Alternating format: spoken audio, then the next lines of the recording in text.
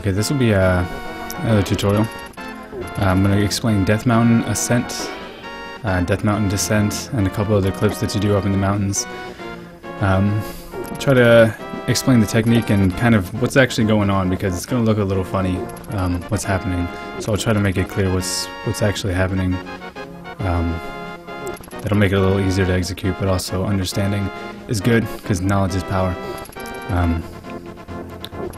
And I'll explain why you do these clips in puzzle races or categories that allow out of bounds or whatever. Alright. First of all, Death Mountain Ascent. Well, the main purpose for this is to allow you to go up the mountain without having the power glove. The first level glove, normally you would lift up that stone up there, go through that cave and get up the mountain that way. Alright, if you watch the basic wall clipping tutorial, this right here is just a standard upward teleport. There's a lot of positions that work for this. I'm not going to go over all the positions, but I'll link the a clips guide in the description that shows a lot of positions that work. So for this, it's an upward teleport that sends you through the top of the screen transition, which wraps you around and actually puts you one screen higher than what it actually appears that you are. So from here, you want to transition to the right, which will put you on the mountain. If you do it too low, you'll get stuck. I usually go up to about here. You can do it a little lower, but I go about this high just to be safe. And then once you get on the next screen, we need to wrap the screen around so that we can enter a cave. And the way we do that is by moving up and down. What actually happens is when you move up, the camera stays with Link, but when you move down, it doesn't. So if you move down and up, eventually the screen wraps around fully. Link comes down from the top of the screen, and then you can walk into the cave, which is right about here. I look for this lower section right here compared to these this row up here, I guess, and then you walk in. All right, so that probably looked a little funny. What actually happens when you transition screens there is you actually end up on this screen, but it just looks funny. It doesn't. The game actually is a little confused, I guess.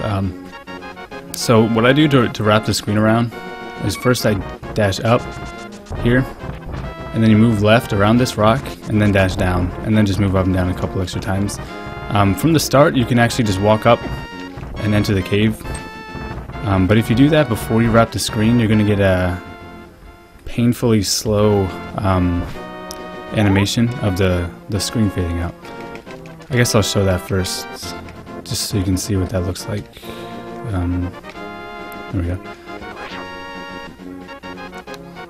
So I can walk up here, find the cave over here somewhere, and it'll seem like the game froze, but it'll actually take a really long time, and eventually the screen's going to fade out. Yeah, see, there's still things happening, it just takes a long time. So don't do that. Alright, I'll show the dash path now that I use. I wanted to show what it looks like on the screen we are actually on, so you can actually kind of see why you dash that way. You dash straight up from here, bonk, and then move left so you avoid the rock. Let yourself bonk again, and then you're pretty much fully wrapped around. Just gotta find the cave at the top. So that's pretty easy. And then from here you would go through, get the mirror from the old man. This is the old man cave, just backwards. And this lets you skip having to get the glove. He's not going to be here on this file. There's another Death Mountain Ascent that you don't see very often that actually takes you straight to the Tower of Hera. For this one, you want to be up on this screen, which is just one screen higher than this. You can line yourself up with this tree for your Y coordinate, and then move over to the wall. You don't actually have to get very deep into the wall for this one. I guess for the cue here, what I like to use is like the edge of Link's shadow. There's like I wonder if you can see that here. No, you can't. Oh well. Well, it's hard to say. I guess just look at this. The pixels are kind of visible. Like the bottom row sticks out one past these two horizontal pixels here, and there's like one gap between them. And this thing over here is lined up with a single one, and there's two over here. I don't know. It's hard to explain, and I think there's a few different pixels that work. But it's not. This isn't actually a teleport. This will actually just throw you to the side. you want to do the usual, release your spin and hold down right out of the spin to jump. Jump over here, and then instead of teleporting through a screen transition like you did in the last one, you actually jump through the screen transition, which puts you on the top. And then, where you are here, is you're actually up here. So this thing doesn't get in the way when the screen's wrapped. I'm not sure why that is. But then what you have to do is you have to find the bridge and then find the entrance to Hera. It's pretty easy. What I'm going to do is I'm just going to dash to the right until I bonk, find the bridge, dash across until I bonk against Hera, and then move down, and then dash to the stairs. So that's what's going to be happening, even though you won't be able to see it. So I'll show that so that you can get an idea of how that actually looks. Oh yeah, from here you just press right. You do down right for the first jump, and then for the second one you just press right, and the third one. Alright, so I'm going to dash across until I bonk, then I need to find the bridge, bonk on the side of Hera, walk down Hera, and dash to the stairs. Do it a few times, you get the hang of that pretty easy. You don't see this one very often because usually when you come up the mountain you want to get the mirror anyway, but if there's some reason why you wouldn't want to, I guess that works to get you to Hera more quickly. Alright, I guess that's the two main forms of Death Mountain Ascent. Next I'll show Death Mountain Descent. And the reason you do this, normally you would have to kill Ganon to explore most of the Dark World. Before you do, you're restricted to only being allowed in the Dark World on the mountain. And if you save and quit in the Dark World before you kill Ganon, it gives you the Light World. When you load up the game, it gives you the Light World menu. Because it just it doesn't want to give you free reign of the Dark World until after you kill Ganon. And then when you save and quit in the Dark World, it puts you on top of the pyramid. And it also turns the Hyrule Castle gate into a portal, so that you can get back in the Dark World off the mountain. But if you want to do that early, then you're going to have to do a fun clip. This is actually one of the easiest kind of clips. You want to just do a spin dash, which you can only do in the Japanese 1.0 version. You release your spin, and then as soon as you release a spin, 1 frame later, you press A. If it works, you won't be able to spin your sword. Like, yeah, I'm trying, no, I can't. When you do this, you can actually just kind of walk through corners. And the way to do that is to face down onto a horizontal wall, and then just hold diagonal, and you'll go right through the corner. For this one, after you do that, the first thing you need to do is dash up and bonk against the wall. And then you just press down. And it automatically moves you a little bit downward, and then you're in the Dark World, and you can go take care of whatever business you need to take care of here. So that's extremely easy. You just spin dash, or you could hook dash. Go down here, bonk, and then walk down. I'm going to skip those for now. Okay. The old school way to do Death Mountain Descent was actually with what's called a mirror clip. So I'll show that now. It's a really easy thing to do. If you don't have dash, it's best to do it this way. You want to walk, well, let me start over.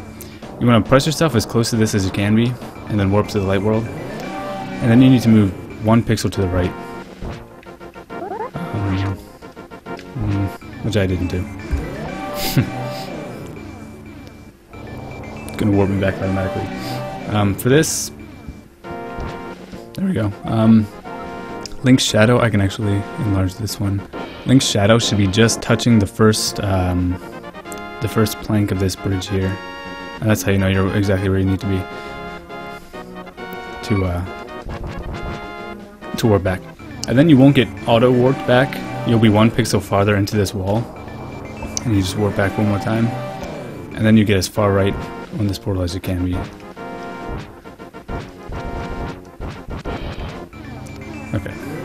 And then after you warp back to the Dark World, you should be far enough into this. Okay, I wasn't. Apparently I don't know how to do this. Okay, that should work. Maybe I was 1 pixel too far, which doesn't make a lot of sense. Okay, whatever. Yeah, just mess around with it. I don't know. We don't do this one very often anymore because the spin dash clip is so easy, but if you don't have dash, that's probably the only way that you can do the Death Mountain Descent. Alternatively, over here, you could also do a spin dash and then just jump to this corner. And from here, there's 2 different descents that you can do. Over here, in between these 2 rocks, you'll end up on this platform, If for some reason this is closer to your destination than doing it over on the left, then this would be a better option. If, however, you want to get on the east side of that river and you don't have flippers yet, what you'll have to do is come over here. I should have made a save state without flippers to show this, but you see the screen is messed up over here. What you want to do from this ledge here is jump left to fix the screen, and then you jump right into the screen transition, which automatically gives you fake flippers. So you would jump left, that would fix the screen. I can zoom over here to show, see it's no longer messed up. But I already have flippers. If you don't have flippers, you'll just get automatically sent back up to that ledge, and then you jump right into the screen transition and you'll get fake flippers. And that way you can either use that portal, or you can go down to these stairs down here, and that'll get you on the east side of the river. And there's not really a better way to do that. So that's cool. So those are your options there. And there's two more Death Mountain descents I'll show, and then I'll show a couple other clips. This one is a way to get to the flipper area from Death Mountain. In the light world, you'll do it from here. You just clip through either one of these corners, and then you just dash into the slope, and it literally just puts you right in the flipper area. So that's really handy if you need to get flippers. Also from here, in the dark world, if you want to get flippers, and you also, for example, want to get Quake, then you want to go down there in the dark world, not in the light world, so that you can get Quake and then mirror to the light world and then get flippers, obviously. So you'll do the spin dash, and then you'll go through this thing on the left here, and then just press down, and you get that weird that weird like auto walk levitation thing that happened earlier on the first Death Mountain descent. Happens again here, and it takes you right over the water. So you don't need to worry about having flippers or anything. You can get your Quake, and you can get your flippers as well. Alright, oh here we go. This one's called Hera clip. The idea of this is to go from the top of the mountain from the bottom to the top of the mountain very quickly. So you want to be to the right of these stairs, of those stairs there, and to the right of this rock. Do a spin dash and just walk through this corner, and then you're actually going to be standing like right in front of Hera. Or you can be stuck in the side of Hera. You see there I pressed up and jumped down? That's actually the first thing you want to do if you get stuck. You jump through here, press up just in case you're stuck, and you'll jump down and then find the stairs to Hera and walk inside. It's extremely easy, as long as you can find the stairs, which is not difficult at all. Spin dash, walk, press up, come around, go up the stairs. And then there's Ganon's tower clip. This one we're going to use the hook shot and do a hook dash, which means we're going to press dash and hook shot on the same frame. First, line up with this wall against Link's butt, and then hold your sword out, and then press hook shot and dash on the same frame. Normally, to see if it works, you try to swing your sword. Like, see, well, I guess you can't really see, but I'm trying to swing my sword and I can't. But we want to keep our sword out the whole time. So to be sure that we got the glitch state, look at Link's feet during his walking animation and see how fast they move. It's a pretty slow, steady speed. If I do the hook dash successfully, they start moving really fast. Like Link got hyped up, like when you gave your 12-year-old cousin coffee because you thought it would be funny. It's kind of like that. Alright, make sure you line up with the wall and walk all the way left to here. And then release your sword spin, hold down right, press right, and then up. It's really simple, if you can do the hook dash. If you don't have hook shot, there's other ways to do it. I'll show that as well. So hook dash, walk left, hold down right to jump. You press right after you land first, because there's a chance you can get stuck or messed up if you press any other inputs first. And then you're on the stairs to Ganon's tower, so you can just walk into Ganon's tower. It's real simple. If you try these clips a few times, you should get the hang of them pretty quick. Most of them anyway. Really the main thing I wanted to show was, or I kind of want to explain how things work to increase understanding. Alright, if you have your boots, but you don't have a hook shot, you'll do a spin dash like you would for the other clips. and you're going to go into this corner, but you need to stop yourself before you jump. So I recommend doing a select buffer. And then you walk up the diagonal slope until you get to the proper height, which is right about there. I think 1 pixel higher would also work. Actually, I'm going to go 1 pixel higher because I know that does work. Okay. What you want to look at here is this shadow. The second pixel from the top here, this like slightly lower part, should be lined up with Link's hat perfectly. And then it's the same input. You press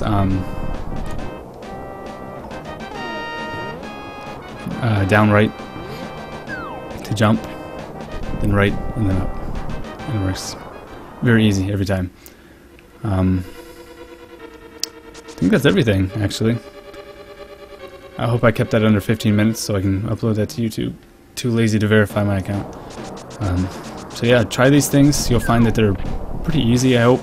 And then with these tricks and a few other things, you can really start to understand out of bounds in general, and how to do like categories that allow out of bounds, and